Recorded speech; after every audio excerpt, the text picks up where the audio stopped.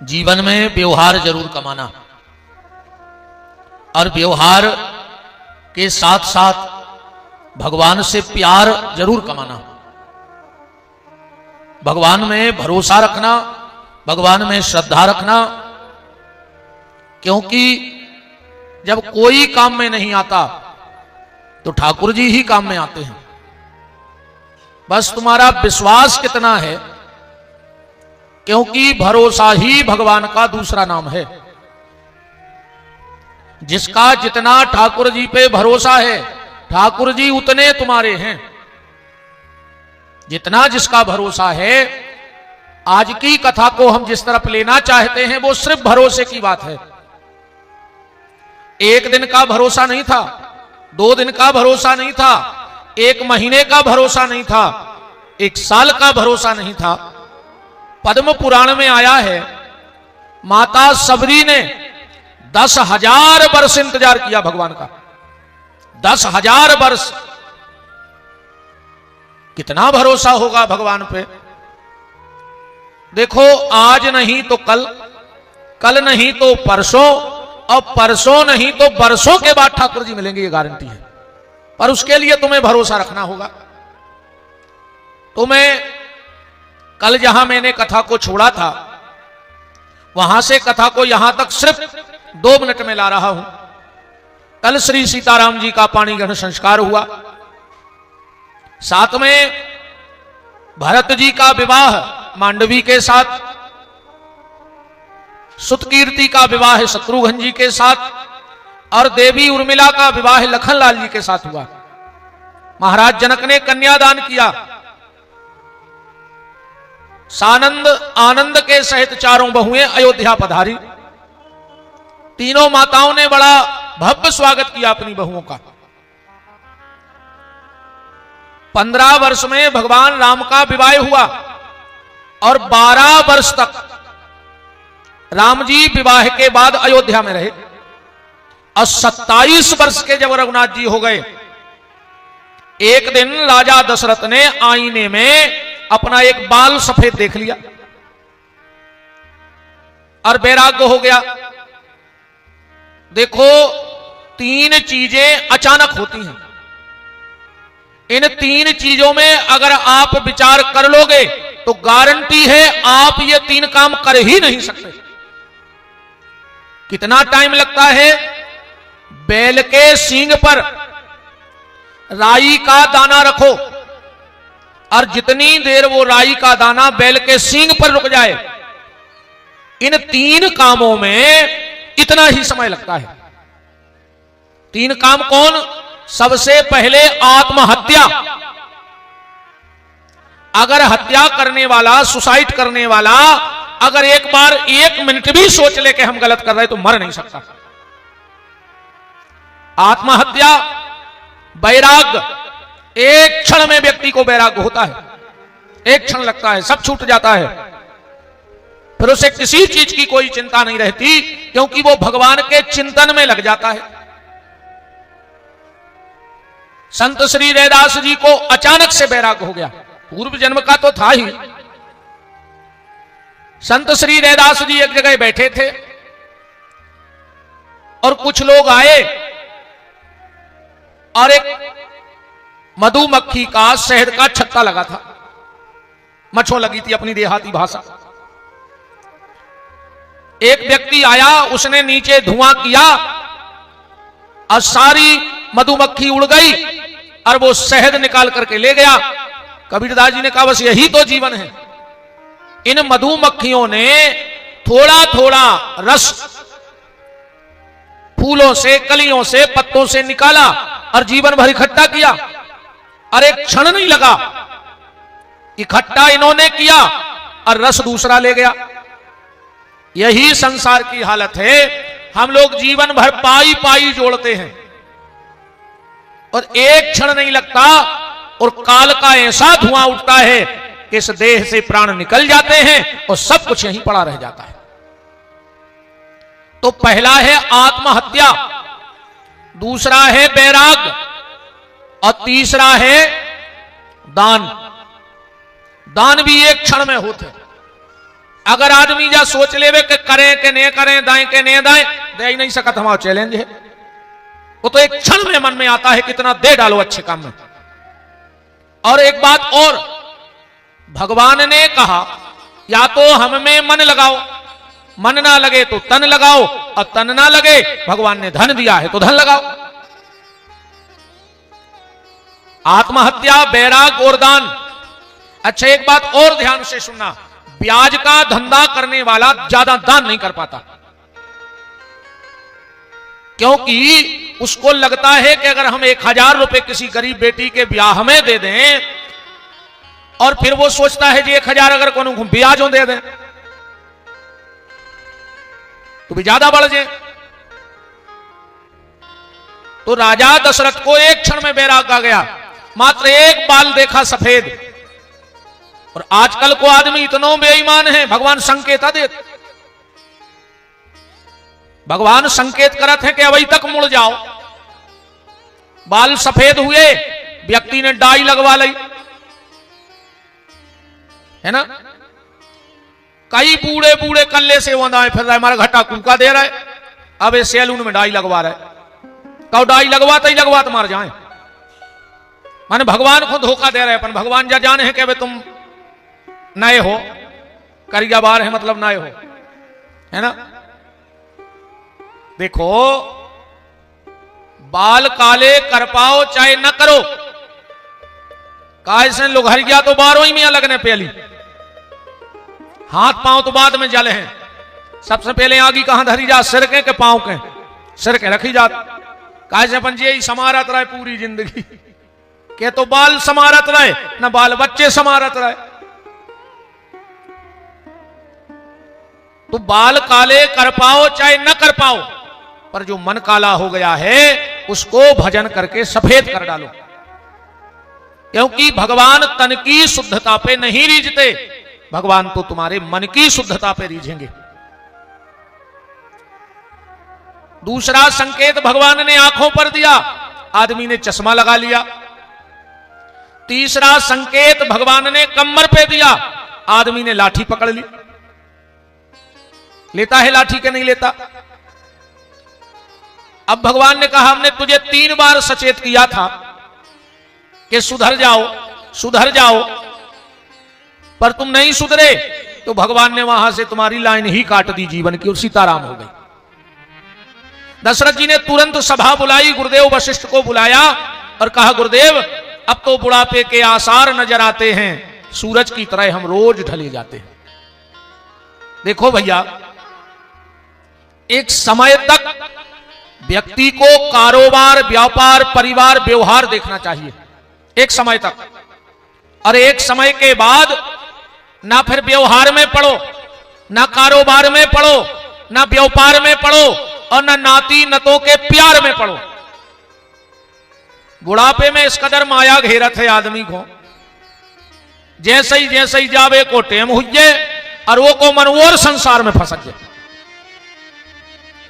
जबकि अपना दायित्व पूर्ण करो, जो तुम्हें भगवान ने कर्तव्य सौंपे, बेटे का विवाह कर दो, मकान बना दो। अब नाती को मकान बनाऊ ने, फिर नाती के पंथी को मकान बनाऊ ने, तो 7 पेरी को ठेका का तुम ही लेके आए। तुम्हारे मोड़ी मोड़ा कछू ने कर पे जो तुमने पैदा करे, बेका सब कायर पैदा हुई, तुम ही 7 पेरी को धर के हो। देखो, अगर तुमने जीवन भर सिर्फ संपत्ति इकट्ठी की, तो संपत्ति का कोई ठिकाना नहीं है कि कब चली जाएगी। या जगाम यदा लक्ष्मी नारी केला जलाम्बुतः, निर्जगाम यदा लक्ष्मी गज उदरे कपित्ववत्। पैसा ऐसे नहीं मिलता आदमी को। कैसे आता है व्यक्ति के पास पैसा? बोले या जगाम यदा लक्ष्मी नारी केला जलाम्बुतः।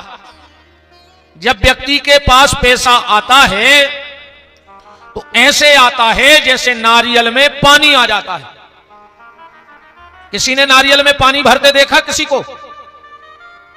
या कोई नारियल के पेड़ में कोई सटक लगी हो के धीरा जैसे बाटल चढ़ तो बूंद बूंद बाटल में से दवाई गिरत, ऐसी कोई बाटल लगी नारियल में पानी भरने की? कहां से आ गया पानी? तो जब लक्ष्मी मानव को वरण करती है तो जैसे नारियल में पानी आ जाता है, ऐसे व्यक्ति के पास लक्ष्मी आ जाती है। तुम कहो कि लक्ष्मी मेहनत से आउट है, तो ये तो बातें छोड़ दे सब जने। मेहनत करे से लक्ष्मी नहीं मिलत। एक मजदूर दिन भर गिट्टी फेंकत, दिन भर पसीना बहाउ, कितने मिलत? 300, हम के 400। तो अगर मेहनत से लक्ष्मी मिलत होती, हमें आ तो देर नहीं भाई, तो बैठे ये धरे 400-500 ने पसीना आओ, तन्ना काओ सु राहुल ने कूलर लगा दो। बोलो हमने क्या मेहनत करी? वो कमरा में से निकली, गाड़ी में से उतरे, सोते बैठ गए, उतरे से यहां कहते बैठ गए। तो लक्ष्मी ऐसे वर्ण नहीं करती है, ये तो प्रारब्ध के पुण्यों के सत्कर्मों का फल है। और जब छोड़ के जाती है तो कैसे जाती है? निर्जगाम यदा लक्ष्मी गज उदरे कपित बत, हाथी का सबसे प्रिय भोजन है कैथा। अपन बोलत भी है सबसे पहले भोजन का है गणेश जी को, गजाननम भूत गणादि सेवितम। अब क्या कहते हैं? कपित, कैता खाता है हाथी। और कैता खाता कैसे है? पूरे का पूरा कैत खाएगा, फोड़ता नहीं है। और अपने मल के द्वारा लीद में वो पूरों को पूरो कैथा निकाल दे, पर उसके भीतर का जो मसाला होता है वो राख बन जाता है। कभी हाथी को कैथ खिलाना और उसके लीद में वो कैथा निकलेगा, उसे फोड़ के देखना, राख बन जाएगा। कैसे बन गया? ऐसे ही लक्ष्मी छोड़ करके चली जाती है। तो अपनी संतान को संपत्ति कमाओ, कोई बुरी बात नहीं है, पैसा होना चाहिए, पैसा जरूरी है, पर धन के साथ धर्म जरूरी है, वरना धन बचेगा नहीं। अगर अकेला धन इकट्ठा किया तो धन तो जाएगा और धर्म भी हाथ से चला जाएगा। इसीलिए हमारे ऋषि मुनि साधु संतों ने हर व्यक्ति को बताया कि अपनी कमाई का ज्यादा नहीं तो 10% धर्म के काम में लगाना चाहिए। 10% धर्म के काम में लगाना चाहिए। अब वो धर्म कैसे भी हो सकता है, वो किसी गरीब बेटी के विवाह में खर्च किया जा सकता है, वो किसी जीर्ण शीर्ण मंदिर के नव निर्माण में खर्च किया जा सकता है, वो किसी गौशाला में खर्च किया जा सकता है, वो किसी धार्मिक आयोजन में खर्च किया जा सकता है, वो किसी भूखे को भोजन कराने में खर्च किया जा सकता है, कोई कुआं बावड़ी खुदवाने में खर्च किया जा सकता है। कुछ एक काम जीवन में ऐसा करके जाना कि तुम्हारे मरने के बाद 2, 5, 10 पीढ़ी तक तो तुम्हारा नाम रह जाए। क्योंकि जिनके लिए तुम करोड़ों की प्रॉपर्टी छोड़ के जा रहे हो वो तुम्हारा नाम नहीं लेंगे, गारंटी है हमारी। अभी हमसे ही पूछ लो कि हमारे 5 पीढ़ी पहले पिताजी कौन थे, तो हमें पता नहीं है। हमें पिताजी का, बब्बा का और उनके बब्बा का बस 3 पीढ़ी का नाम याद है। अब जिसका खून मेरे शरीर में है, जब मैंने याद नहीं रखा और दुनिया वाले याद क्यों रखेंगे? बताओ, रखेगा कोई? इसलिए कुछ ऐसा करके जाओ कि भगवान को लगे कि मैंने इसे दुनिया में भेजा और ये कुछ नेक काम करके आया है, तो भगवान फिर तुम्हें भेजने पे विवश हो जाएं कि इस बार भेजेंगे तो और अच्छा करके आएगा।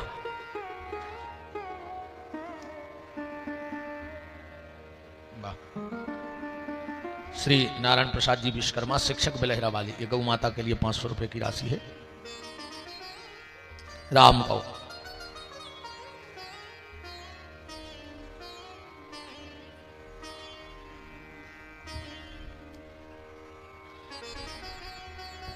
आओ भैया।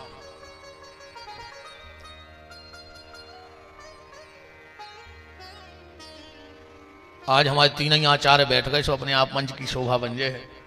हमारे आदरणीय श्रद्धेय बड़े भैया श्री राम सेवक पाठक जी, आदरणीय बड़े भैया श्रद्धेय श्री शिवनारायण जी, और आदरणीय हम सबके हृदय में आनंद प्रकट करने वाले आचार्य राम स्वरूप जी हल्लू भैया, वो भी आज तीनों मूर्ति इकट्ठी हो गई हैं राम को।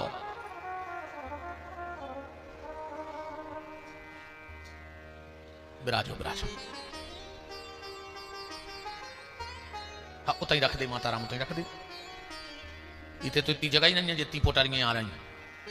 मंच पर कहाँ बन, इतना ही रख जाओ आप। और तू जे को आज जे को ने लिया हो सुकल लाए जो, और का अपन तो वही खुने करे घर छोड़ के कि राम राम जपना। और का कह देता मोने तो साहुन को महीना लगो सो हम अच्छी अच्छी कथा सुना रहे सुधर के। हम सोच रहे हैं कि हमें अब कुछ कचुकियां ने पढ़े 2-3 दिन और कट जाए हमारे शौक से। पहली बार ते की कथा सुन ली, ऐसी कथा तो हम करता ही नहीं है, ऐसी हमने 9 दिन ते सुना दी। काम ने तीखी बाणी बोली नहीं है। हम सोच रहे साहुन को महीना, हमने बार सोची थी कि हम ज्यादा कथा करें, कटाक्ष न करें ज्यादा। तो हम ये बार बहुत समर समर के अपनों हमने समय नकारो नकार भी दो भगवान ने। 2-3 दिन और रह गए हैं, आज 6 हो ही गई, 7-8 बस, अब फिर 9 फिर 10 से फिर अपन जाके था। राम राजा दशरथ ने राम जी के राज्याभिषेक की घोषणा करा दी, पर मंथरा ने कान भर दिए कैकई के। कैकई ने वरदान मांग लिए, तापस भेष विशेष उदासी 14 वर्ष राम वनवासी, स्नोह प्राण प्रिय भावत जी का देव एक बर भरतई टीका। पर तुरंत एक जो रचना रची गई थी उसमें विडंबना आई और हमारे रघुनाथ जी भगवती किशोरी और लक्ष्मण जी के साथ वन के लिए निकल पड़े। जब वन के लिए गए तो केवट ने भगवान को नाव से पार कर दिया। सुमंत जी लौट के आ गए और राम वियोग में महाराज दशरथ ने अपने प्राणों का प्राण कर दिया। जियन मरण दशरथ फल पावा।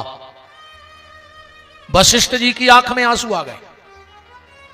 देखो, मौत जब आवे तुम्हारा परिवार रोवे, ये कोई बड़ी बात नहीं है। वो तो दुनिया के परिवार रो रहे। ऐसे तो जानवर भी मर जाएं तो तुम जानवरों में बंदरा मर जाए तो पूरे बंदरा घेरे रहते। अगर हमारी मौत पर खाली हमारा परिवार रो रहा है तो तुमने मनुष्य जीवन में कुछ नहीं किया। मौत तो वो है जो तुम्हारी मौत पे किसी संत की आंख में आंसू आ जाए कि अगर फला व्यक्ति थोड़े दिन और रुकता तो ना जाने धर्म कर जाता। वशिष्ठ जी की आंख में आंसू आए। एक बात और ध्यान से सुन लो हमारी आज, तुम्हारी अंतिम यात्रा में हजारों लाखों की भीड़ इकट्ठी हो जाए कोई बड़ी बात नहीं है, पर अगर तुम्हारी अंतिम यात्रा में कोई भगवान का भक्त, कोई साधु संत अगर सम्मिलित हो जाए तो समझ लेना कि तुमने जीवन में बहुत अच्छा किया है। तुम्हें विदाई देने एक संत आए हैं, कोई वैष्णव आया है तुम्हारे लिए। वशिष्ठ जी की आंख में आंसू आए जब दशरथ जी ने प्राण त्यागे। भरत जी को बुलाया गया। भरत जी ने राजगद्दी लेने से इनकार कर दिया। तो अब क्या किया जाए? बोले चित्रकूट चलो राम जी को मनाने के लिए। चित्रकूट गए। राम भरत का मिलाप हुआ और राम जी ने भरत जी को समझा दिया और भरत जी लौट आए। राम जी ने आगे की यात्रा की। 12.5 वर्ष तक भगवान चित्रकूट में रहे।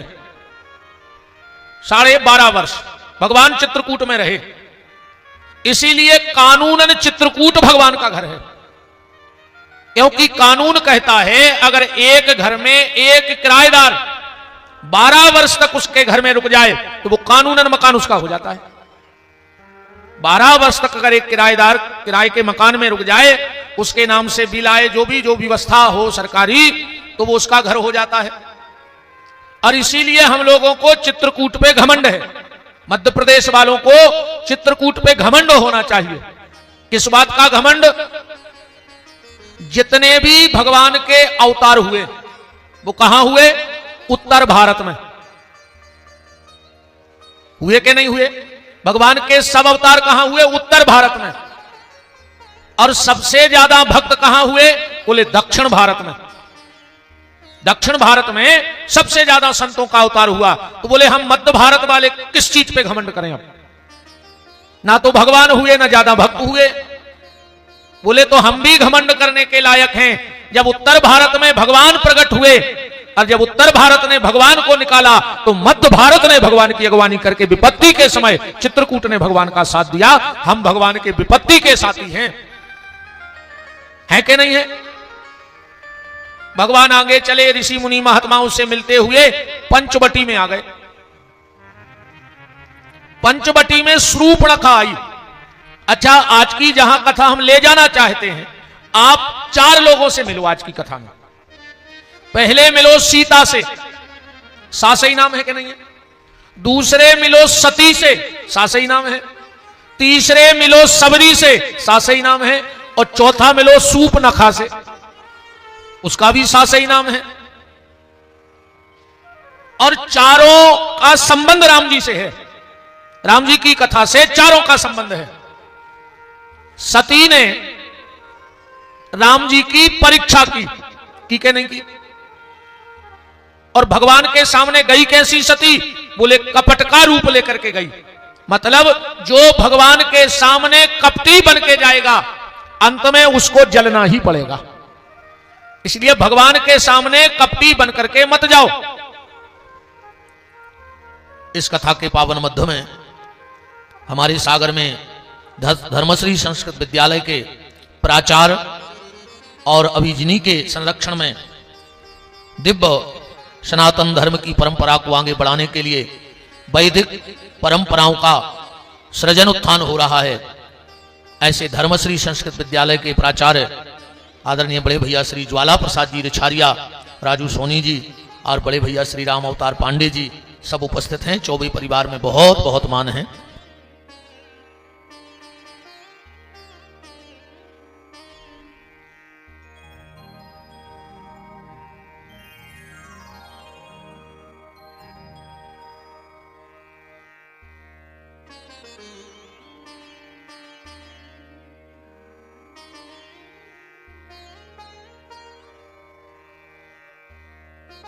राम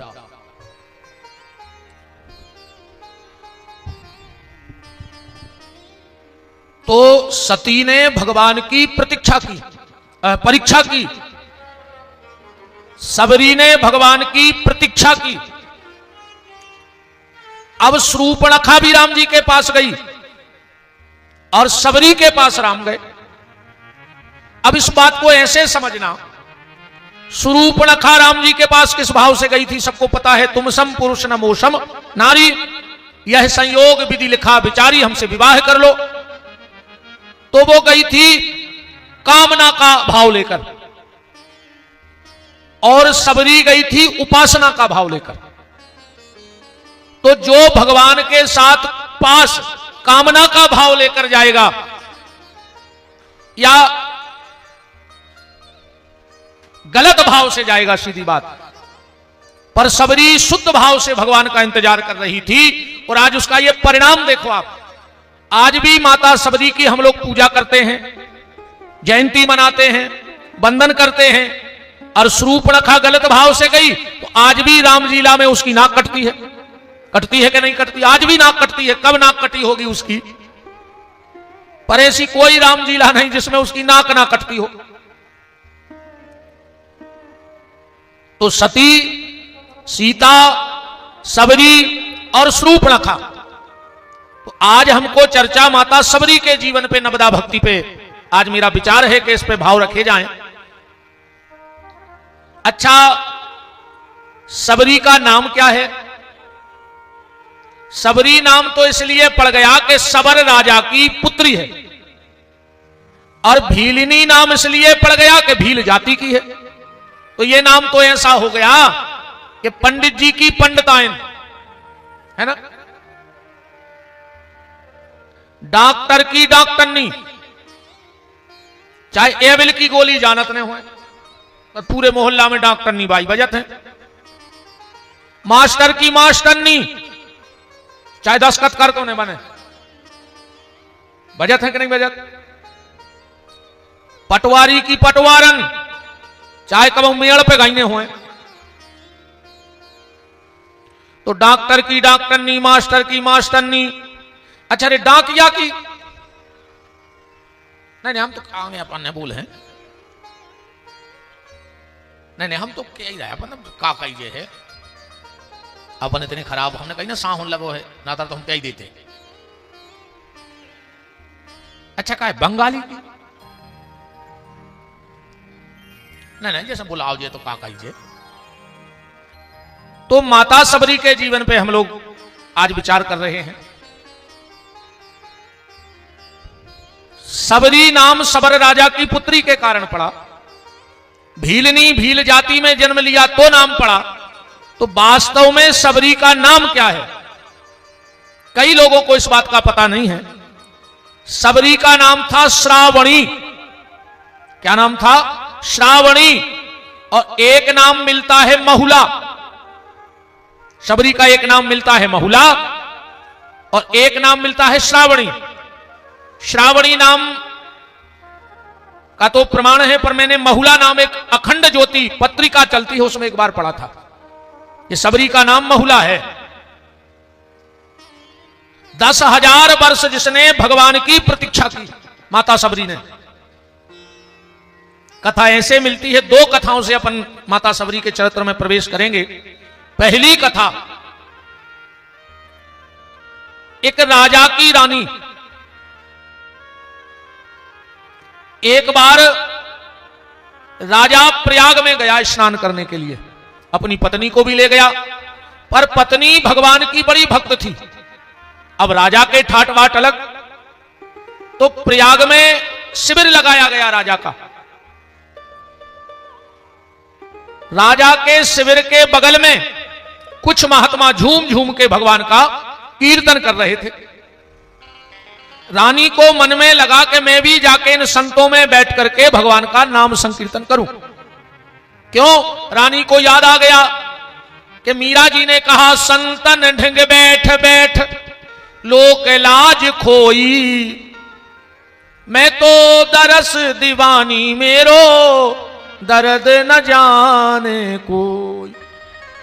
रानी राजा के पास गई और जाकर बोली, राजा अगर आपकी इच्छा हो तो मैं बगल के तंबू में चली जाऊं, थोड़ा भगवान का भजन कर लूं। राजा ने कहा, रानी तेरा भाव तो अच्छा है, पर हम राजा हैं, अपनी मर्यादा है भाई, अपनी मर्यादा है, तुम उन संतों में बैठ के कीर्तन नहीं कर सकती।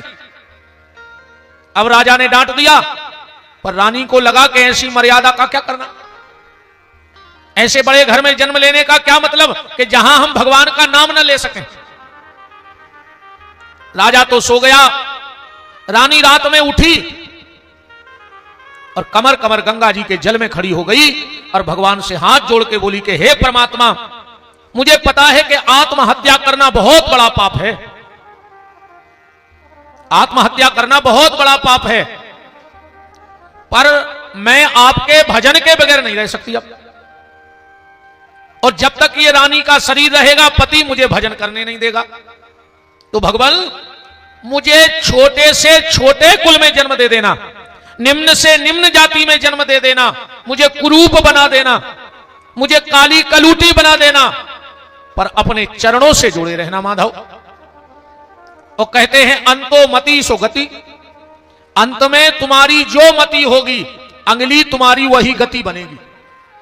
इसीलिए ये साधु संत महात्मा वैष्णव 24 घंटे भगवान का नाम लेते हैं कि अंत में भगवान में हमारी मति लग जाए।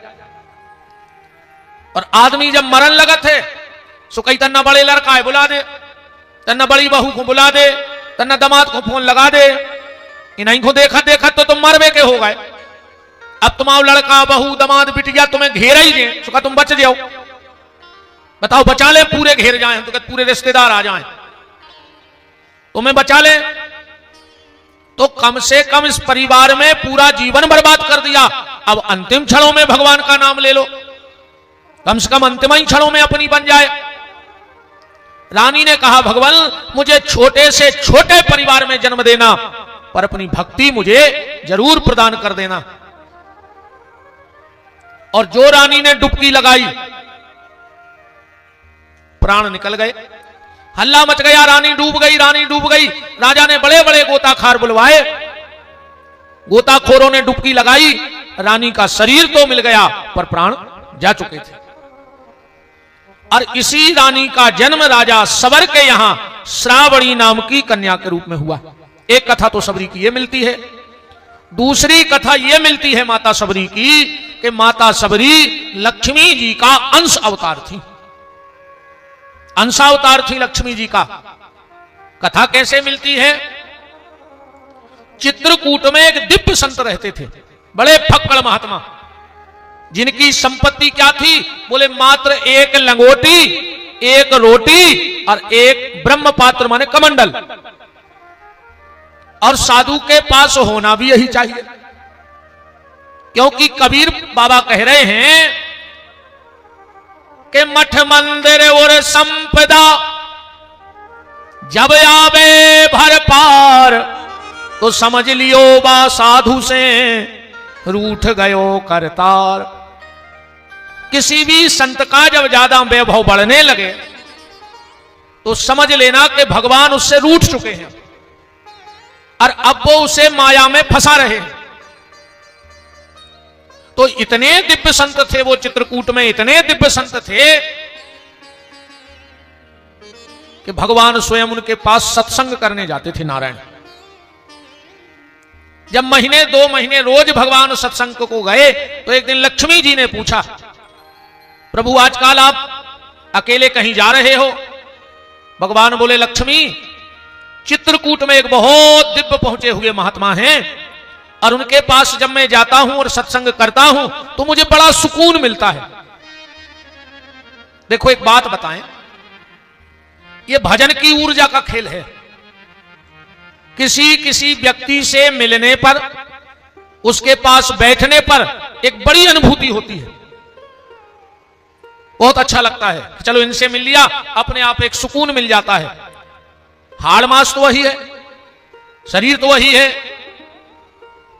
पर किसी किसी के पास बैठने से, बात करने से मन को एक सुकून मिलता है। कारण क्योंकि उसके पास भजन की ऊर्जा है। और किसी किसी व्यक्ति के ऐसा लगता है कि तो हमें दिखे ही ना, इसके पास हमें बैठना ही ना पड़े। कई बार अपन भी कछुए से आदमी रहते देख के अपन ही कुली का दबा जाते को भावाई में पड़ रहा हो भाई। अब कुछ कुछ लोगों के साथ ऐसा लगता है कि खूब बात करो, बैठे रहो, अच्छा लगता है। ये सब भजन की ऊर्जा का खेल है।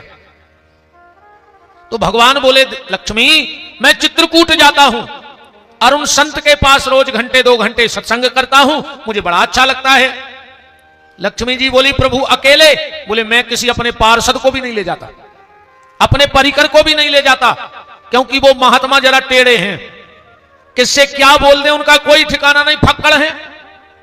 और जो फक्कड़ होगा वही तुमसे सत्य बात कहेगा, क्योंकि अगर तुमसे उसकी कुछ इच्छा होगी तो वो अपनी बात ईमानदारी से नहीं बोल पाएगा। उसके मन में कोई लोभ होगा, लालच होगा, किसी वस्तु की तुमसे कामना होगी, तो वो तुम्हें सत्य मार्ग पे नहीं ले जा सकता। तो देवी वो बड़े फक्कड़ बाबा हैं। अरे लक्ष्मी जी बोली, दर्शन तो कराई दो दादा। भगवान बोले, तो चलो। अब दूसरे दिन भगवान लक्ष्मी को लेकर पहुंच गए और जो उन महात्मा ने देखा, कहो नारायण ये कौन है, इनको क्यों लाए, क्या जरूरत थी इनको लाने की? यहां मैया आया की कोई जरूरत नहीं, भगाओ इनको, तुम भी जाओ उठ करके। लक्ष्मी ने कहा, बड़ा फक्कड़ बाबा है, मुझे तो अच्छे अच्छे बाबा पीछे पड़े रहते, क्या पैसा आवे। पहला महात्मा ऐसा है जो कह रहा है भगाओ लक्ष्मी को यहां से। तो लक्ष्मी जी और प्रभावित हो गई उन संत जी से कि मेरे लिए बड़े बड़े ऋषि मुनि महात्मा, भाई सबको धन चाहिए, पर यह पहला फक्कड़ बाबा है जो कह रहा है निकालो लक्ष्मी को मेरे यहां से। लक्ष्मी जी बोली, महाराज अब आ गए हैं तो दर्शन तो कर ही लेने दो, बैठ जान दो 2 मिनट। ठीक है बैठ जाओ, कल से मत आना, और नारायण तुम्हें भी ना आना हो तो तुम भी मत आओ। लक्ष्मी जी बोली कि भगवान एक इच्छा है। बोले क्या? बोले आप इस जगह को तो पवित्र कर ही रहे हो, अगर आपके चरण मेरे घर में पड़ जाएं तो मेरा बैकुंठ भी पवित्र हो जाए। महात्मा बोले, देखो नारायण हमने कहा था ना कि ये लक्ष्मी आई है अब हमें जाल में फंसाएगी। अरे लक्ष्मी जी बोली, नहीं नहीं हम आपको ना कुछ दे रहे हैं, ना वैभव, ना धन, ना दौलत, बस आप तो चलो हमारे बैकुंठ में चरण रख दो और कुछ प्रसादी पालो। महात्मा ने कहा चलो अब ठीक है, तुम कहती हो तो आ जाएंगे कल हम निमंत्रण में। लक्ष्मी जी आई, लक्ष्मी जी ने खूब पकवान बनाए, दाल चावल कढ़ी पकौड़ा बड़ा खूब व्यंजन तैयार किए। और जैसे ही महात्मा आए और जो भोजन लगाए, महात्मा बोले ये क्या है? बोले भोजन। बोले हम तुम्हारा कच्चा बना भोजन थोड़ी करेंगे भाई, तुम गृहस्थ में हो, भली लक्ष्मी नारायण हो, हम विरक्त महात्मा ठहरे, हम तुम्हारा कच्चा भोजन नहीं करेंगे, हमें नहीं करना यह भोजन। लक्ष्मी जी बोली बड़ा टेढ़ा बाबा है। बोले एक बात बताओ महाराज, आप जब प्रसादी पाते हो तो क्या भगवान को भोग नहीं लगाते? बोले लगाते हैं। बोले फिर वो नहीं पाते? बोले पाते हैं। तो लक्ष्मी जी बोली आप हमारा जूठा तो पा लेते हो पर हमारा बना बनाया पा नहीं रहे हो। भाई हमें जब भोग, कोई भी महात्मा बिना भोग लगाए तो प्रसादी करता ही नहीं। और हम तो आप सबसे भी निवेदन करते हैं कि भगवान को भोग लगाए बगैर प्रसादी मत पाया करो, उससे तुम्हें एक फायदा हो जाएगा, तुम फिर वही पाओगे जो भगवान को भोग लग सकता है। वही पाओगे कि नहीं पाओगे? क्योंकि हमारा संकल्प है कि हम बगैर भगवान को अर्पण किए हुए कोई वस्तु पाएंगे नहीं, तो भगवान को तो वही देंगे जो वो खाते हैं। तो गलत चीजों का भक्षण खत्म हो जाएगा। तो भोग लगा के खाया करो भगवान को, कि कम से कम भगवान खुआ रहे। ठिकानो नहीं है कभी बंद करा दे में भगवान, कोई ठिकानो नहीं है।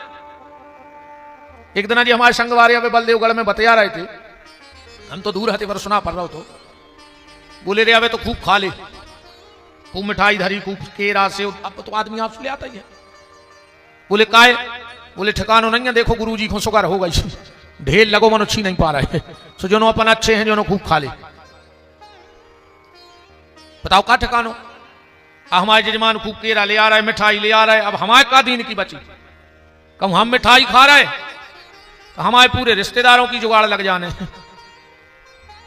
हम तो खे हैं पग्गा खाड़, अब फिर बने हैं कुंटलों से बूंदी नहीं बन। अच्छा ये कई दिन आने खे मिठाई, साल भर हमारे घर वालों की गठ जाने, ने सकरात खून को लड़ुआ बनाने, रिश्तेदार खुद ही बना के ले आए। साल भर आदमी के मरे से साल भर को काम चला, लड़ुआ लड़ुआ बनावे को कोई सिस्टम नहीं सकरात के। तो भैया आदमी तब तक खाता है जब तक भगवान के घर में उसका खाता है। जिस दिन भगवान के घर में उसका खाता बंद तो यहां भी खाना बंद। डॉक्टर कह देते कि कोलेस्ट्रॉल बढ़ा लो, मार जाओ, अब तो हम तुम्हारा पति बने रहो। हम तो हमारी कह रहे हमें होगा शुगर से नहीं खा पा रहा है, सब धरो भगवान ने सब दाओ। हमारी तो यह सीखा तो भाई कि जब भूख लगती सो खावे ने, तो और अब खावे भाव सो हम खा नहीं रहे। हम कथाओं में खूब कहते कछु तो हमारी पे भीतन लगी सो मोर्चे मां से गए कि अब नहीं कहने ऐसी। अब हमको वो आदमी नहीं कहते अब तो महाराज हमें तो बिद गए के खावे को तकते हम नहीं है, फांसी लगा ले मार जा। फिर काय खो लगे दिन रात कदों हाई, पेट में खा नहीं जाए, पीठ पे बांध के ले नहीं जाने, तो काय खो लगे हमें जा बताओ। तो लक्ष्मी जी ने कहा कि भगवान आप भोग लगाते हो तो हमारा जूठन पाते हो। महात्मा ने कहा पर मैं ये भोजन नहीं करूंगा, हटाओ इसको, तुम्हें खिलाना है तो कुछ फल फूल लाओ, वो हम पालेंगे। अब तो लक्ष्मी को गुस्सा आ गया, अब तो अति कर दी है महात्मा ने। बोले सुनो महात्मा, हम तुम्हें श्राप देते हैं, तुम्हें कभी भी रोटी पे रोटी धर के खाने का मौका नहीं मिलेगा।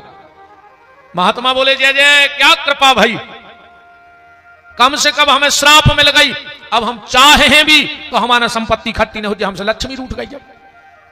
अब अगर कभी मेरे मन में कुछ कामना धन की आ भी गई तो तुमने मुझे श्राप देके और अच्छा कर दिया। और वैसे देवी हम रोटी पे रोटी धर के खाते ही नहीं थे, जंगल में रहते हैं, फल फूल पत्ता खाते हैं। कभी कोई चेला चून दे गया मने आटा, एक गक्कड़ बनाते हैं और उसी में हम पा लेते, और जो भगत आते हैं वो पा लेते।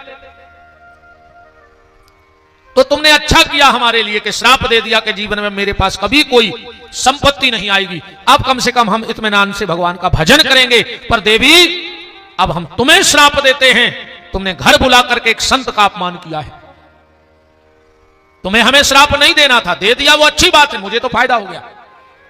पर तुमने घर बुला करके एक संत का अपमान किया है, तो मैं तुम्हें श्राप देता हूं, तुम्हें भी एक अंश से मृत्यु लोक में जाकर के नारी बनना पड़ेगा, और जिस संत को बुला के तुमने अपमान किया है उन्हीं संतों की सेवा कर करके, उन्हीं संतों की सेवा कर करके इस श्राप से मुक्त होगी, और फिर लौट करके वैकुंठ में तुम्हारा वास हो जाएगा। पर तुमने संत का अनादर दरवाजे पर किया है, इसलिए तुम्हें जन्म तो लेना पड़ेगा।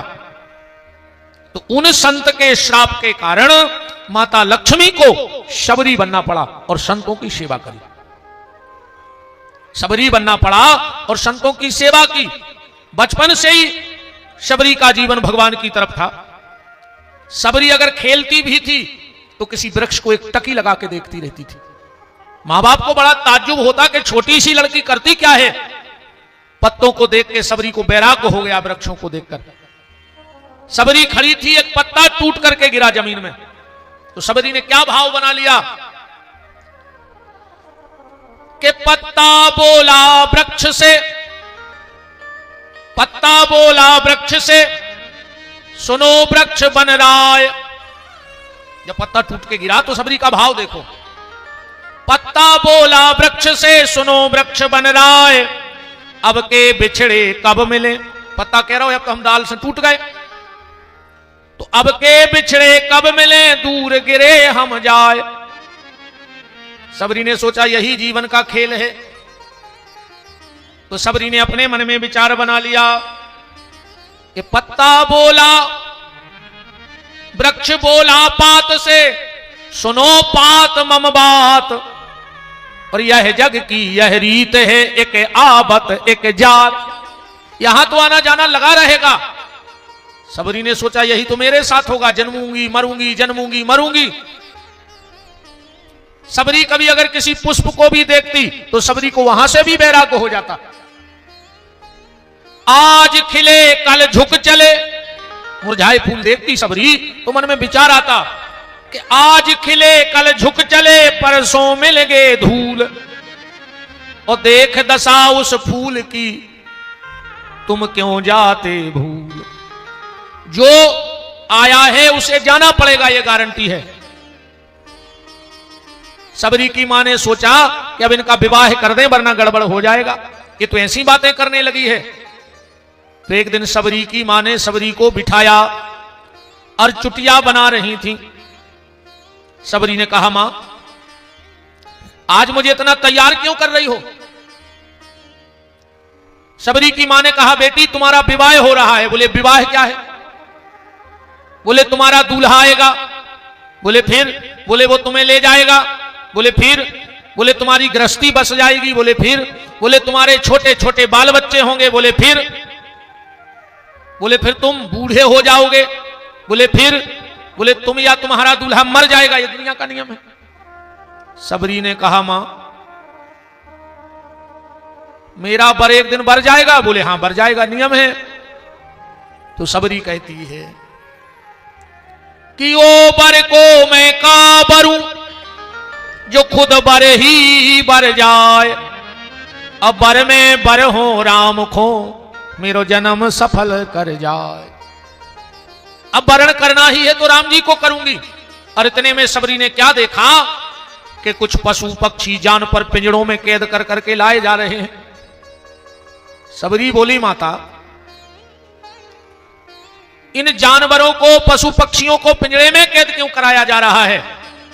माता ने कहा बेटा शबरी जब तेरा विवाह होगा तेरी बारात आएगी तो बारात के स्वागत में इनको मार मार के इनका मांस बारात वालों को खिलाया जाएगा। ओ शबरी ने कहा रे राम राम राम, मेरी शादी में इतने जीवों की हत्या। तो शबरी मां से बोली कि माता अब हमारी बात सुनो कि करके सगाई में बर के साथ ब्याही गई। करके सगाई में बर के साथ ब्याही गई। ढल के तरुणाई नार वृद्धा कहलाऊंगी। माता मर के धरूंगी जन्म, जन्म के मरूंगी फिर लेकर शरीर यहां कितनी बार आऊंगी। माता जानत विनीत कोई मेरा न तेरा यहां, जानत विनीत कोई मेरा न तेरा यहां, कहां कहां के झूठे छोरा छोरी खिलाऊंगी, उस ससुर रूपी स्वांग से जोड़ूंगी न नाता में, अरे छोड़ छोड़ माता में मांगना कड़ाऊंगी। उठ करके सबरी गोदी में से भगी और जो पशु पक्षी पिंजड़ों में बंद थे उसने सारे फाटक खोल दिए। सारे पशु पक्षी भागे, कुछ उड़े, पर बार बार जो भाग रहे थे मुड़ मुड़ के सबरी को देख रहे थे। जो पशु मुड़ के देख रहे, जो पक्षी उड़े, वो भी सबरी की तरफ देख रहे, मानो कह रहे हो सबरी तुमने हमें मुक्त किया है, भगवान तुम्हें मुक्त कर दे जन्म जन्म के पाप बंधनों से। आशीर्वाद देकर चले गए। सबरी ने विचार किया मुझे घर छोड़ देना चाहिए, क्योंकि घर में रहूंगी तो पिताजी शादी कर हैं, अब पिताजी हैं दे के राजा, सुबह तो फिर बंधवा लें, फिर मंगवा लें, पशु पक्षी माने जी मारे हैं। निकल पड़ी सबरी, पर विचार कर रही है जाए कहां, जाए कहां। तो यहां यह कथा कह रही है, एक कविता के माध्यम से सुनना, जब जीवन में संकट आवे तो क्या करना चाहिए। कई बार मैंने कथाओं के माध्यम से कहा है कि अगर जीवन में कोई संकट आवे और चला जावे तो भगवान की कृपा है, और ना जावे तो समझना भजन कम है। कि भगवान के सच्चे भक्तों को पग पग पे सहारा मिलता है। अगर विश्वास हो भगवान पे कि भगवान के सच्चे भक्तों को पग पग पे सहारा मिलता है, इस ओर चले और कैसे बचें, किस ओर चले उस ओर बचें, यह आप इशारा मिलता है। अपने आप इशारों मिल जाते। जब जीवन में तूफान उठे, जब जीवन में संकट आवे, कि जब जीवन में तूफान उठे, लहरों में नैया घिर जाए। जब जीवन में तूफान उठे, लहरों में नैया घिर जाए, यदि राम नाम का संबल हो तो सहज किनारा मिलता है। भगवान के नाम पे भरोसा है तो किनारा मिलेगा। ना धन ना बल ना साथी हो, कुछ भी ना हो तुम्हारे पास, ना धन ना बल ना साथी हो, दुश्मन सारा संसार बने। ना धन ना बल ना कोई साथी हो, दुश्मन सारा संसार बने। जब सब द्वारे हो जाए बंद, जब सब द्वारे हो जाए बंद, फिर हरि का द्वारा खुलता है। देखो एक बात और समझ लो राजो पांडे जी, मंदिर का दरवाजा रोज खुलता है, मंदिर का दरवाजा रोज खुलता है, और मंदिर का दरवाजा खोलता कौन है? मंदिर का दरवाजा पुजारी खोलता है। खोलता है कि नहीं खोलता? कभी भगवान ने मंदिर के दरवाजे नहीं खोले? देखा कभी आपने किसी मंदिर में कि ठाकुर जी तारों लगात मिले हुए, कि तारों खोलत मिले हुए? मंदिर का दरवाजा रोज खुलता है और मंदिर का दरवाजा पुजारी खोलते हैं, पर कृपा का दरवाजा कभी कभी खुलता है और वो स्वयं भगवान ही खोलते हैं। मंदिर का दरवाजा कोई भी खोल देगा, पर कृपा का दरवाजा तो स्वयं भगवान खोलेंगे। अब कब खोल दें इसका कोई, कभी जीवन में एक आध बार खुलता है। और कई मंदिर ऐसे भी हैं जिनको एक ही साल में दरवाजा खुलत। अभी उज्जैन में नाग पंचमी को चंद्रमौले नागेश्वर सरकार का मंदिर साल में सिर्फ एक बार खुलता है। खुलता है कि नहीं खुलता नाग पंचमी को? तो न धन ना बल ना साथी हो, दुश्मन सारा संसार बने। जब सब द्वारे हो जाएं बंद, फिर प्रभु का द्वारा खुलता है। भगवान के सच्चे भक्तों को पग पग पे सहारा मिलता है। सबरी की तरह जो व्याकुल हो, व्याकुलता भर हुए मिलवे की परमात्मा से। सबरी की तरह जो व्याकुल हो, प्रहलाद सरस जो निश्चल हो। छल नहीं होगा तो तुम जहां कहोगे वहां भगवान है। सबरी की तरह जो व्याकुल हो, प्रहलाद की तरह जो निश्चल हो, ध्रुव सा दृढ़ निश्चय हो जिनका, ध्रुव सा दृढ़ निश्चय हो जिनका, उसे नंद दुलारा मिलता है। अगर सबरी जैसी व्याकुलता, प्रहलाद जैसी निश्चलता और ध्रुव जैसा दृढ़ निश्चय हो जाए तो गारंटी है उसे जीवन में भगवान मिलेंगे।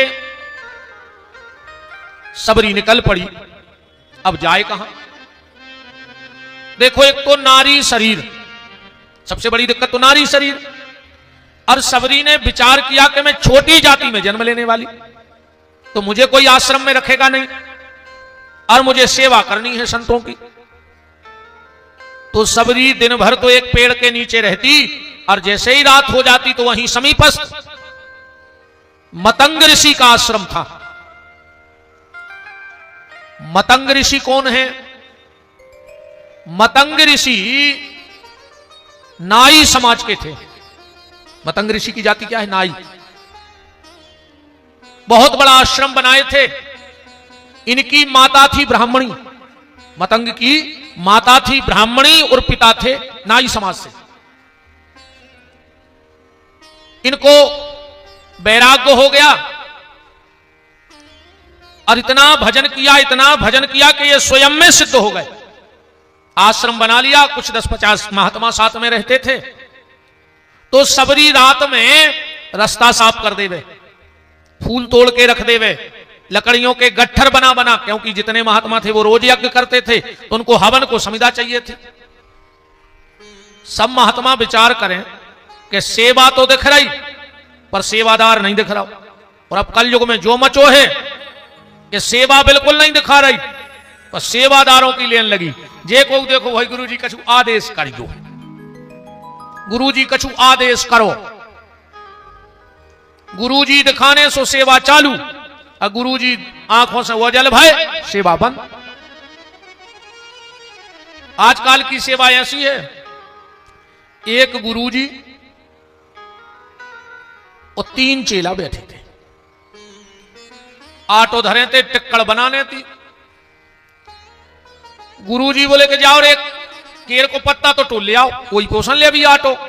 सब चेला ने सोची मुझ जाने पर कह लो काय गुरु जी केर को पत्ता होत कैसो है, हम तो जानते ही नहीं है, हम ले आए कहां से। दूसरे ने सोची अब हम बेद नहीं, अब भाई हमसे कह तो तुम जाओ। सो वो कह लो कैसे पागल हो तुम, केर नहीं जानत, तुलसी के पत्ता से तन्नक बड़ी दे थे। गुरु जी समझ गए कि जो भी नहीं जानत। तीसरो बोलो सो 2 जनों में से को चले जा। गुरु जी बोले को ने जाओ, हम ही जा रहे हैं। गुरु जी गए, सुकेर को पत्ता टोल ले आए, अंगीठी लगा ली, गांकरें बन गई। गुरु जी बोले आओ बेटा हरो प्रसाद पाले। तीन ही बोले गुरु जी पहली आज्ञा को तो उल्लंघन कर दो, पर अब दूसरी आज्ञा को उल्लंघन न करे ना, गुरु की आज्ञा ने मान तो पाप लगे। आज की सेवा ऐसी है, सेवा दिख रही है पर सेवादार का कोई पता नहीं, कौन रास्ता साफ कर रहा है, कौन फूल लाता है, कौन समिधा लाता है। एक दिन मतंग ऋषि ने कहा, सब महात्माओं को बुलाया, बोले उस चोर को पकड़ना है।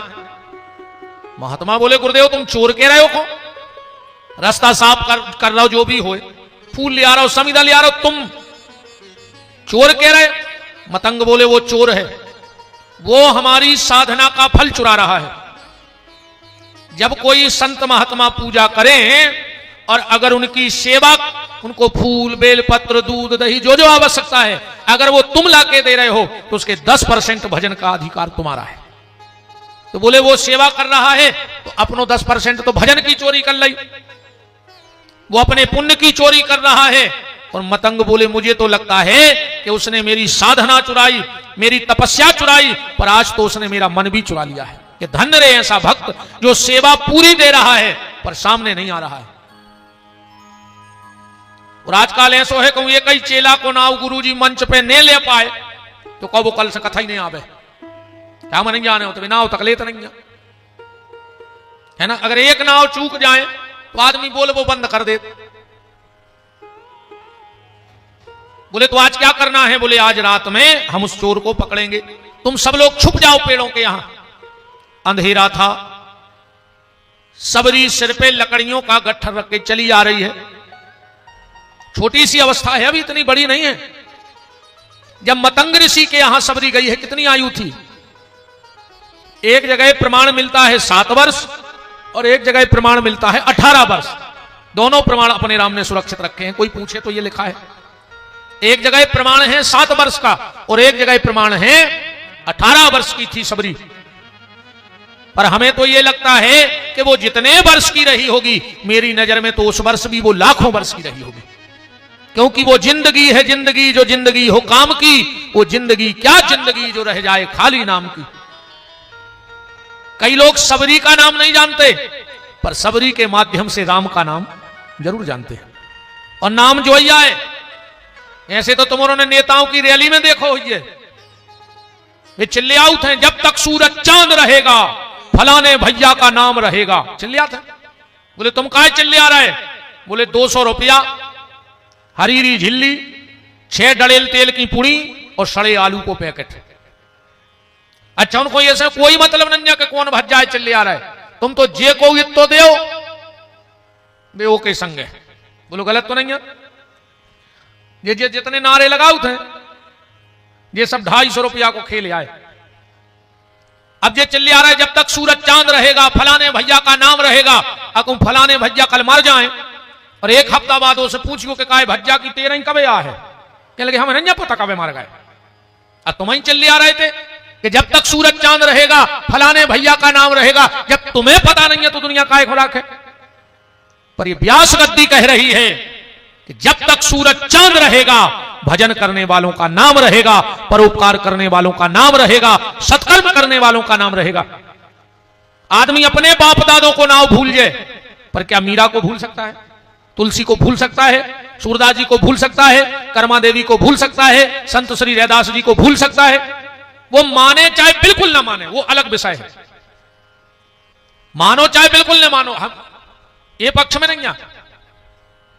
बोलो इतने लोगों में कौन नहीं जानता तुलसीदास जी को? किसने सूरदास जी का नाम नहीं सुना? किसने मीरा का नाम नहीं सुना?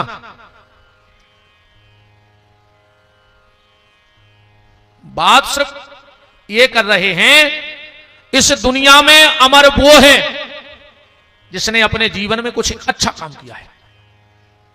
एक अच्छा काम जरूर करो जीवन में। कोई छोटा सा मंदिर भी निर्माण कराओ,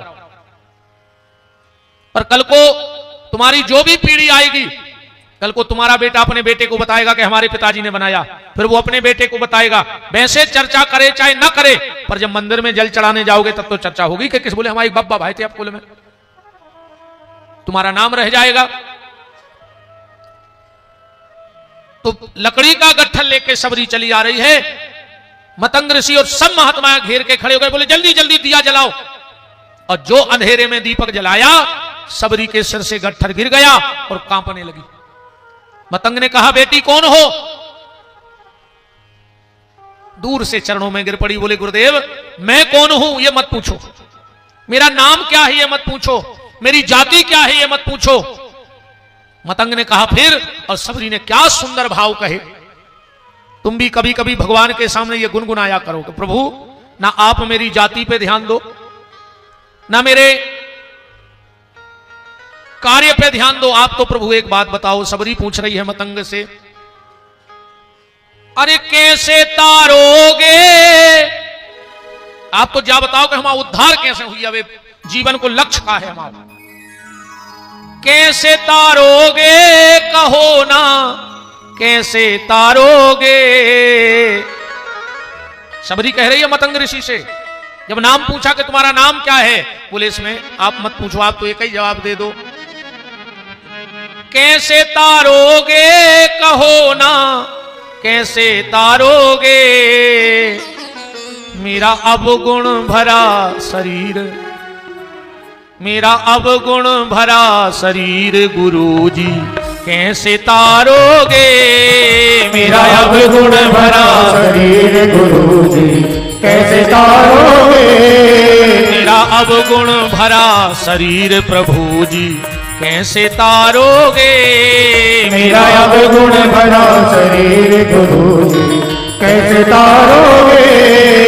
हरि बोल। अच्छा, इस भजन को बड़े एक एक शब्द को पकड़ के गाना, आपको ऐसा लगेगा कि आपकी डायरेक्ट बात अपने गुरु और गोविंद से हो रही है। एक एक शब्द पकड़ के मेरे साथ गाना और डूब के गाना, तुम्हें लगेगा कि साक्षात मेरी आज बात भगवान से हो रही है। कैसी? कैसे तारोगे कहो ना, कैसे तारोगे मेरा अवगुण भरा शरीर प्रभु जी गुरु जी, कैसे तारोगे मेरा अवगुण भरा शरीर गुरु जी कैसे तारोगे।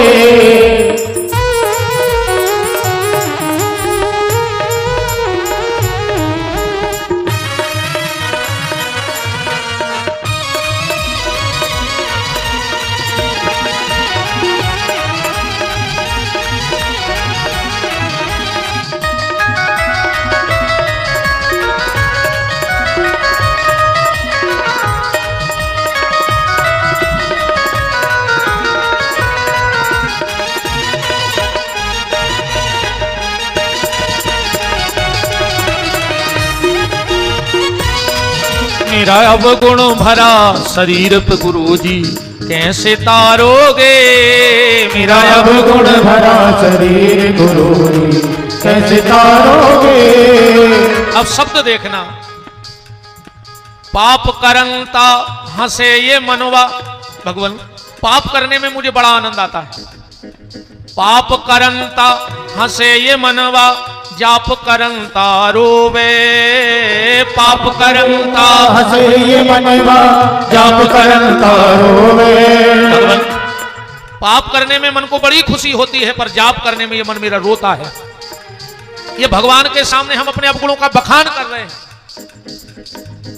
और पहली बार भगवान भी आपसे खुश हो रहे होंगे, क्योंकि ईमानदारी ये है कि आदमी जब संत के पास, गुरु के पास, भगवान के पास जाता है तो अपनी बुराई छिपाता है और अच्छाइयों का बखान करने लगता है भगवान के सामने। मैंने ये अच्छा किया, मैंने वो अच्छा किया। भगवान कहते तू मुझसे छुपा रहा है, मुझे तो सब पता है तूने क्या किया।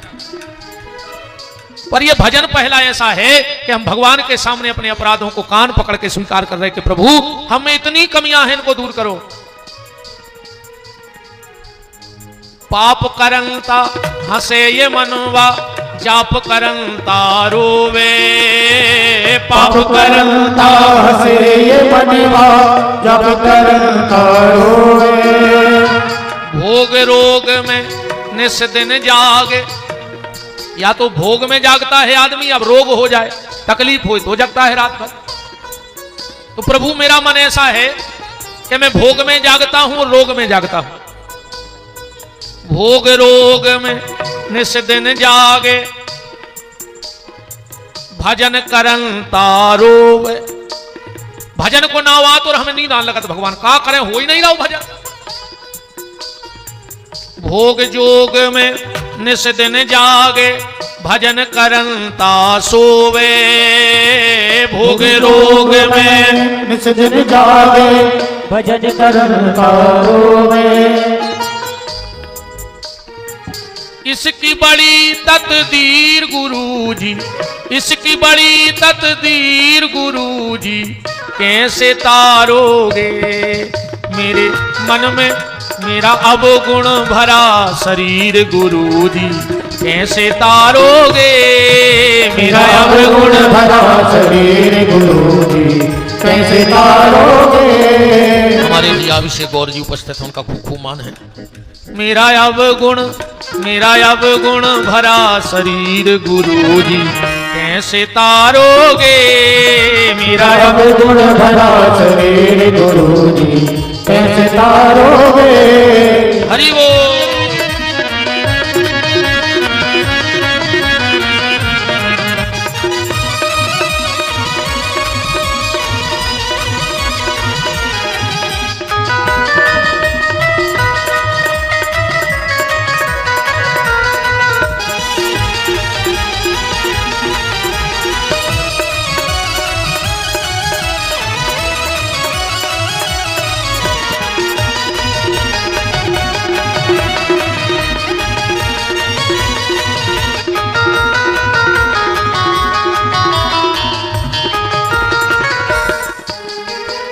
सेवा सुमरन नाही सुहावे।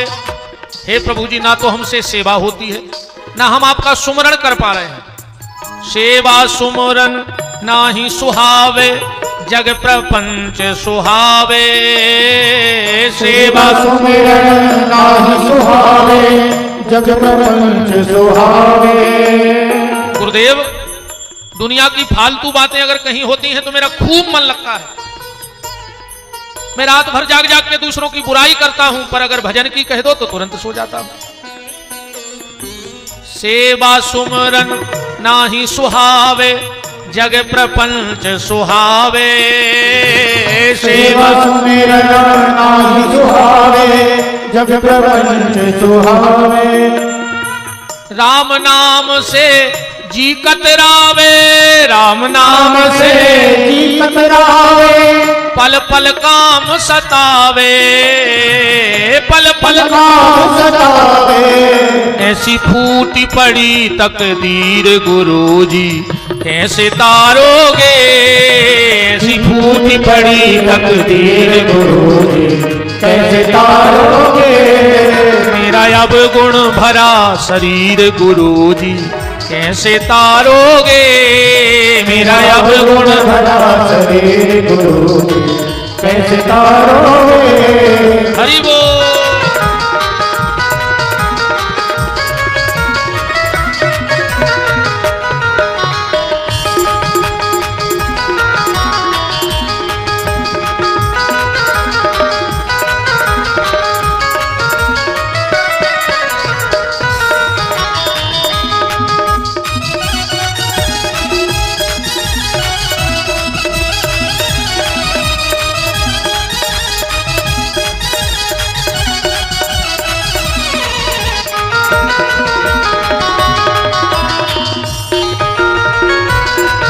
और गुरुदेव, कंचन कामनी मन में आवे, करनी एक करीना। कंचन कामनी मन में आवे, करनी एक करीना। हीरा छोड़ के राम नाम को भजन नहीं किया, इकट्ठा क्या किया। हीरा छोड़ के बटोरी काकड़, तृष्णा मेरी मदीना। हीरा छोड़ के बटोरी काकड़, तृष्णा मेरी मदीना। गुरुदी, ममता मोह कड़क जंजीरा, ममता ये मोह की ममता की जंजीर ने मुझे ऐसा जकड़ा है गुरुदेव कि मुझे गोविंद की सुध नहीं आ रही है। और आप चाहो तो मुझे गोविंद से मिला सकते हो। तो सबरी कह रही, मेरा अब गुण भरा शरीर गुरुजी, कैसे तारोगे। मेरा अब गुण भरा शरीर गुरुजी, कैसे तारोगे। मेरा अब गुण भरा शरीर गुरुजी, कैसे तारोगे। मेरा अब गुण भरा शरीर गुरुजी, कैसे तारोगे। एक बार हृदय से शब्द बोलो, कहो ना कैसे तारोगे। कहो ना कैसे तारोगे। कहो ना कैसे तारोगे। कहो ना कैसे तारोगे। कहो ना कैसे तारोगे। कहो ना कैसे तारोगे। मेरा अब गुण भरा शरीर गुरुजी, कैसे तारोगे। मेरा अब गुण भरा शरीर गुरुजी, कैसे तारोगे। मेरा अब गुण भरा शरीर गुरुजी, कैसे तारोगे। मेरा अब गुण भरा शरीर गुरुजी, कैसे तारोगे। मेरा अब गुण भरा शरीर गुरुजी, कैसे तारोगे। मेरा अब गुण भरा शरीर गुरुजी, कैसे तारोगे। बोलो गुरुदेव भगवान की जय। सबरी ने कहा, गुरुदेव मैं भील जातनी की हूं। मतंग ने कहा, मैंने तुझे बेटी कहा है, तो आज से तू मेरे आश्रम में रह के चल। सबरी ने कहा, गुरुदेव मैं छोटी जाति की हूं, मैं जाऊंगी तो आपके साधु संतों को बड़ी दिक्कत होगी। मतंग ने कहा, बेटी तुम चलो, मुझे कोई दिक्कत नहीं है, अगर एक बेटी पिता के घर में रहती है तो दुनिया वालों को कोई दिक्कत नहीं होनी चाहिए। और बेटी रही बात दुनिया की, तो मेरा नाम है मतंग। मतंग माने होता है हाथी। कबीरदास जी ने एक दोहे में लिखा है, मन मतंग माने नहीं, मन मतंग माने नहीं, जोनो धकान खाए। मन मतंग माने नहीं, जोनो धकान खाए, और जैसे विधवा स्त्री गर्भ रहे पछताए। तो कहा बेटी मेरा नाम है मतंग, और मतंग माने होता है हाथी। और जब हाथी अपनी मदमस्त चाल में चलता है तो हजारों कुत्ता भौंकत रहे, हाथी हो कोई फर्क नहीं पड़ता। अच्छा एक बात और देख लो, पहले अपन जब हल्के हल्के हथे और हाथी आ गाओ, अपने सियाने कहते गणेश जी हाथ जोड़ कर प्रणाम करो, पांव पाले गणेश जी की कहते। अच्छा पूरे गांव के हाथी के हाथ जोड़, और गांव के जितने कुत्ता हो वे हाथी के पीछे पड़ जाते। परत है कि नहीं परत? अच्छा 150 कुत्ता हाथी के पीछे भौंक रहे हो और हाथी पूरो ने मुड़ के तुम तन्ना ऐसी गर्दन कर दी गए, तो कुत्तों को पता नहीं परत के कब खखरी बमक गए। एक बार कुत्तों से पूछी कि तुम्हें हाथी से दिक्कत का है, ने वो तुम्हारी समाज को, ने तुम्हारी बराबरी को, ने वो तुम्हारा कछु ले रहा हो। कुत्ता बोले हमें हाथी से कोई दिक्कत नहीं है। बोले फिर भौंक का रहे? बोले हम ऐसे भौंक रहे कि एक के सामने इतने आदमी के हाथ जोड़ रहे हैं, हमसे वो सवाल नहीं बोला। ऐसे भौंक रहे कि एक इतनी हाथ जुराई हो रही, बिल्कुल गारंटी है जे की ज्यादा हाथ जुराई होने लगे समझ लियो कुत्ता इकट्ठे हुई हैं, अबे भौंक हैं। तो जो तुम्हारी हाथ जुराई हो रही और को भौंक रहा है तो भौंकन दो में तो कुत्ता आए जा रहे। चलो प्रणाम, बहुत अच्छा लगा, आप पधारी, आशीर्वाद दिया, प्रणाम करता हूं। बोलो वृंदावन बिहारी लाल की। तो कुत्तों को हाथी से कोई दिक्कत नहीं है, उनको दिक्कत ऐसे है कि हाथी की हाथ जुराई काय हो रही। तो मतंग ने कहा बेटी मैं मतंग हूं, कोई कुछ कहे मुझे कोई फर्क नहीं पड़ता। अब तो वहीं रहती है सबरी। कुछ महात्माओं ने आश्रम छोड़ दिया पर मतंग ऋषि ने कोई ध्यान नहीं दिया। थोड़ा सा समय आगे बढ़ा, एक दिन मतंग के परमधाम जाने का समय हुआ तो सबरी को बुलाया, बोले बेटा अब हम जा रहे हैं। सबरी ने कहा कब आओगे? मतंग ऋषि बोले कि बेटी जहां जा रहे हैं वहां से आना नहीं होता। सबरी ने कहा गुरुदेव फिर मेरा क्या होगा, मैं कहां जाऊंगी? मतंग ने कहा बेटी तुझे कहीं जाने की जरूरत नहीं है, बस यहीं बैठ के राम राम कर, राम स्वयं तेरी झोपड़िया में आएंगे। क्यों? बिंदु जी ने एक बड़ा प्यारा पद लिखा यहां पर, बड़ा प्यारा पद है कवि बिंदु जी का। बिंदु जी कह रहे हैं कि जो उस सांवले को सदा ढूंढता है, जो भगवान का भजन करता है, नाम लेता है, प्रेम करता है, तो एक समय ऐसा आता है कि जो उस सांवले को सदा ढूंढता है उसे एक दिन सांवला ढूंढता है, उसे एक दिन सांवला ढूंढता है। जिसे ढूंढने का अमल पड़ चुका है, अमल माने आदत, कि जिसे ढूंढने का अमल पड़ चुका है वो उसे ढूंढने में मजा ढूंढता है। देखो गोपियों का एक वृंदावन की और मथुरा की कितनी दूरी है, बहुत कम दूरी है। अच्छा गोपियां इतना प्रेम करती थी भगवान से, इतना प्रेम करती थी कि वो अपने बच्चे की गर्दन में रस्सी फंसा के कुएं मटकी है। अब जब इतना प्रेम हो, इतना प्रेम हो, तो क्या गोपियां वृंदावन से मथुरा नहीं आ सकती थी भगवान से मिलने? या भगवान भी वृंदावन से मथुरा जा सकते थे बीच बीच में मिलने? अपन को तनक बहुत प्रेम हुए, अब तो फोन चल गए, न पहले चिट्ठी चलत थी, और चिट्ठी के पहले ने हो तो साल 6 महीना में अपन हो आओ।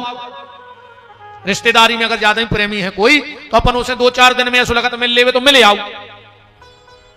तो गोपियों से कहा कि 5-8 किलोमीटर की दूरी है, फिर भी तुम कृष्ण से मिलने क्यों नहीं जाती?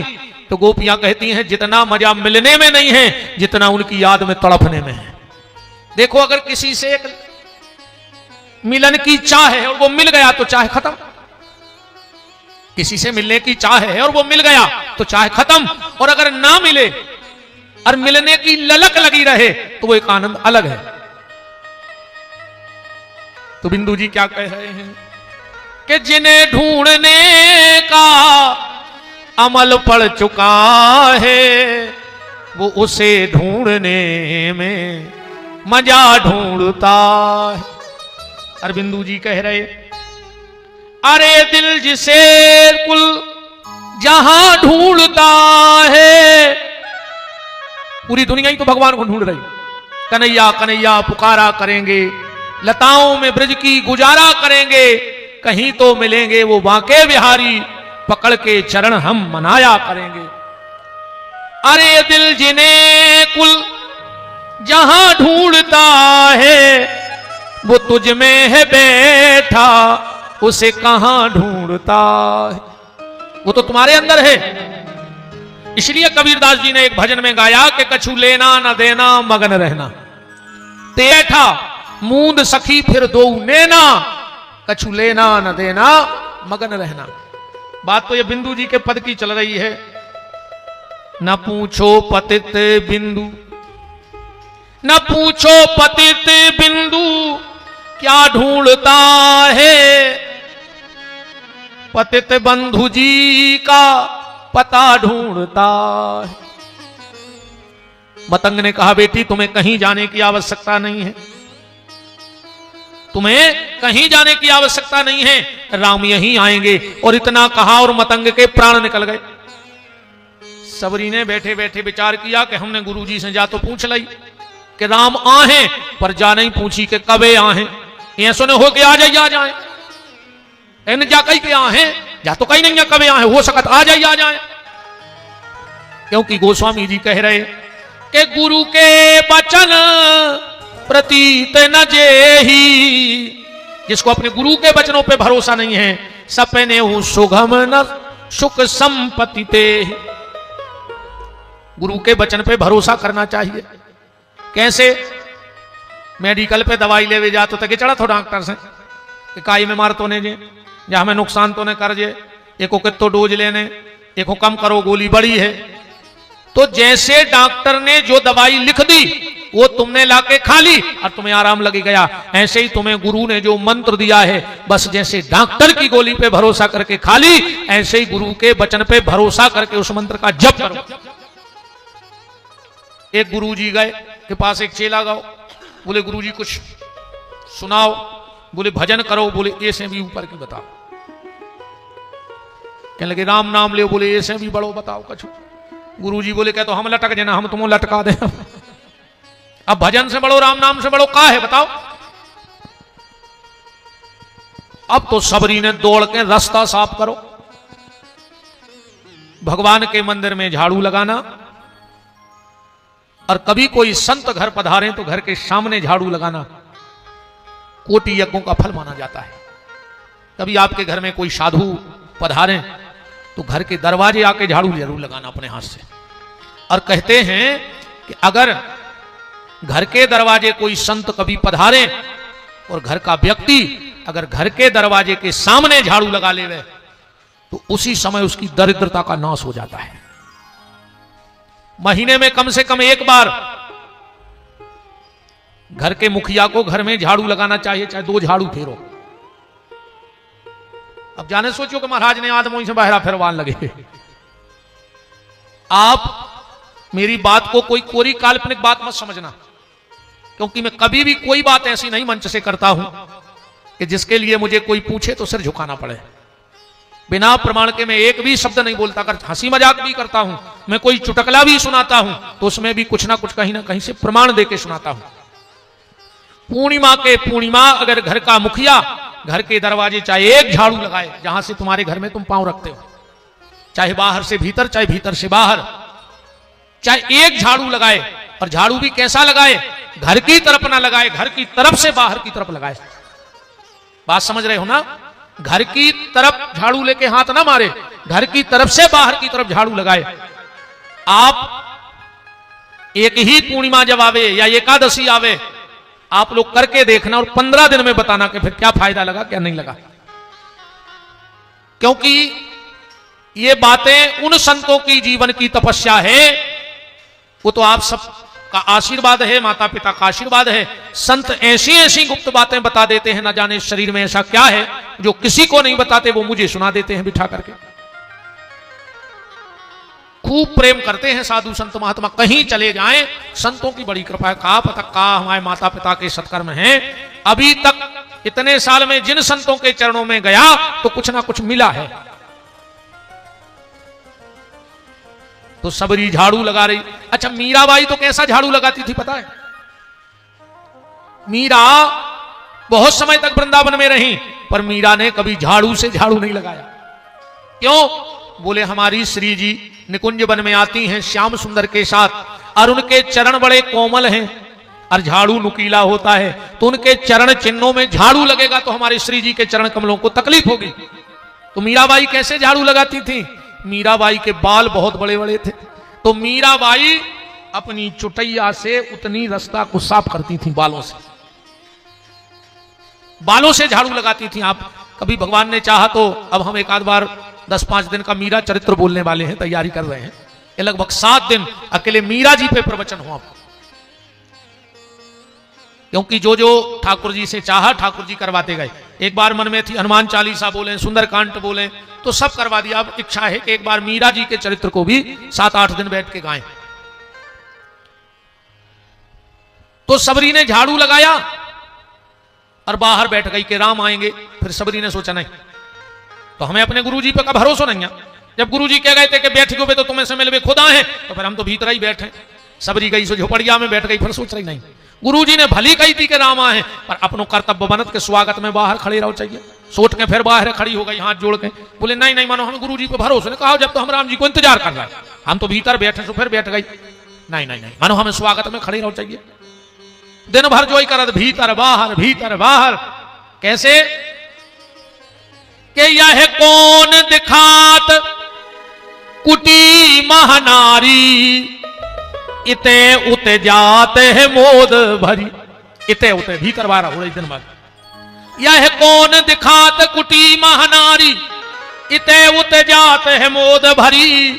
छिन भीतर होत छिने बाहर, सुख से नहीं बैठत एक घड़ी। तन कहते बैठत फिर बाहर खड़ी हो जात, फिर भीतर आत फिर बाहर। के छिन भीतर होत छिने बाहर, सुख से नहीं बैठत एक घड़ी। यह तन की मन में कछु पीर भई, यह वियोगन मानस माही जरी। आखिर ये है कौन?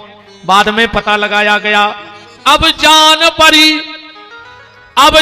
परी रघुनाथ के प्रेम की मूरत रूप यही सबरी। वह तो राम जी के प्रेम की मूर्ति है। 10,000 वर्ष बीत गए सबरी को, भीतर बाहर बूढ़ी हो गई, कमर झुक गई, लठिया ले ली, पर सबरी के भजन का प्रताप देखो। जिस पेड़ के पास जाती है उस पेड़ की डाली झुक जाती है कि सबरी मेरी डाली के फूल चुन ले, हो सकता है आज राम आ जाएं और ये पुष्प राम के चरणों तक पहुंच जाए। बेरों को चक चक के टोकनी में भर लेती है। किसी ने सबरी से कहा अगर भगवान ने आए तो? सबरी बोली सुनो फिर बिल्कुल नहीं आवे। एक बात तो पक्की हो गई, कौन सी? कि प्राण तिहारी ओर खिंचे और अंत में उनमें जाए समय है। अब हम मर के समय है तो नहीं, के चरणों में जा तो गारंटी हो गई, पर बेने आ है तो 2 कमी मनो हमारे जीवन में रह जाए। कौन सी? प्राण तिहारी ओर खिंचे अंत में उनमें जाए समय है। एक तुम्हारे पधारे बिना 2 बातें रघुनंदन अधूरी रह जाए। कौन सी? के हाथ ये पांव पखारन को और नैना देखन को रह जाए। इन हाथों से भगवान के चरण ने धोपे जो लगी रहे मन में, और आंखों से देखने पे। इसलिए रहीम जी ने लिखा कि कागा सब तन खाइयो और चुन चुन खाइयो मांस, पर 2 नैना मत खाइयो मोए श्याम मिलन की आस। बस हमारी आंखें छोड़ दीजिए, बाकी सब खा ले।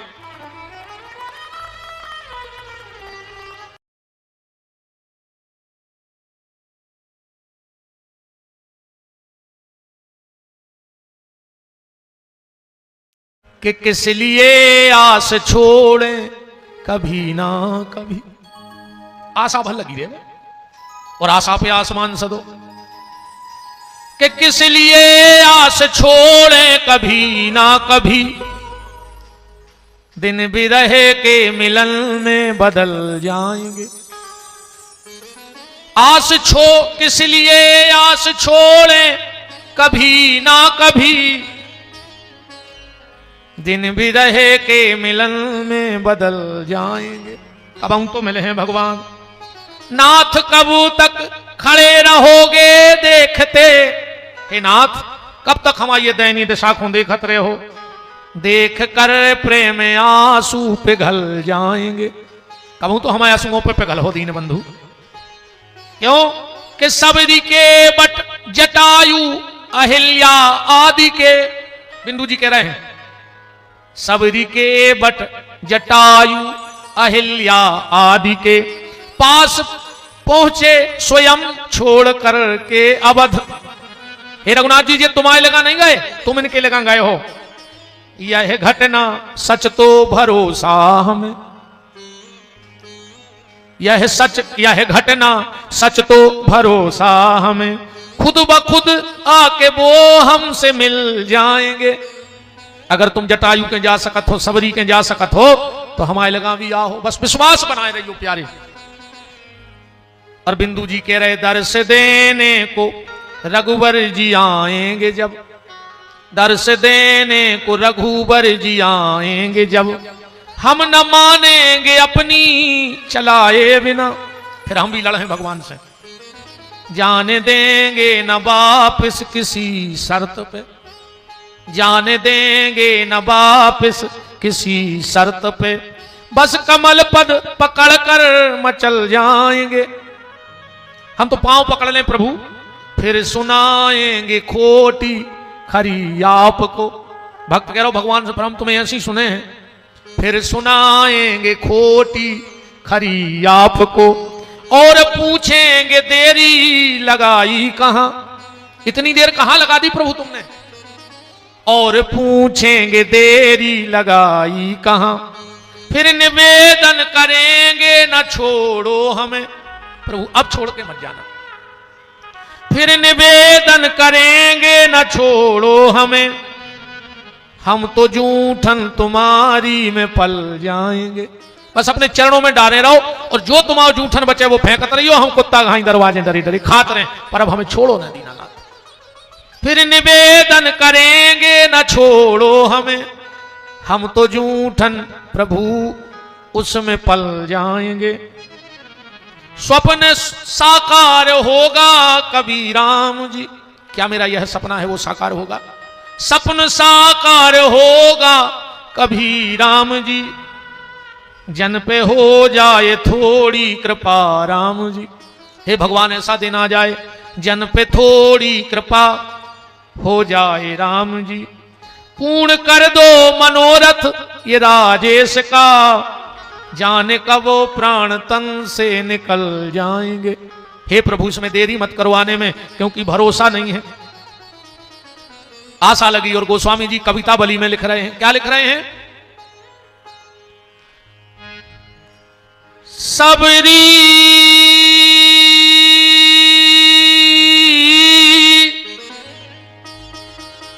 सबरी सोए उठी। 10,000 वर्ष बाद एक दिन सबरी सोकर उठी सुबह। तो गोस्वामी जी ने संकेत किया कि सबरी सोए उठी। तो क्या हुआ। फरकत बाम बिलोचन बाहु। गोस्वामी जी कह रहे सबरी को बाम अंग फड़कन लगो। और रामायण में एक जन का बांग और फड़का था, बाम अंग फड़कन लगे मौसम दीन न दीन। इसका बाम अंग फड़का भगवती श्री किशोरी जी का पुष्प वाटिका में, और थोड़ी देर बाद राम मिल गए। तो सबरी कह रही आज हमारा भी बाम अंग फड़क रहा है, क्या राम आएंगे। तो विचार कर रही है। सबरी सोए उठी फरकत बाम बिलोचन बाहु। आई है का आज राज विलोचन, क्या राम आएंगे। और बाहर दौड़ कर आई तो क्या देखा। के बाहर, झुपड़िया के बाहर एक कौआ बैठा है। सबरी तो नाचने लगी, शुभ हो रहा है, और उस कौआ से कह रही है,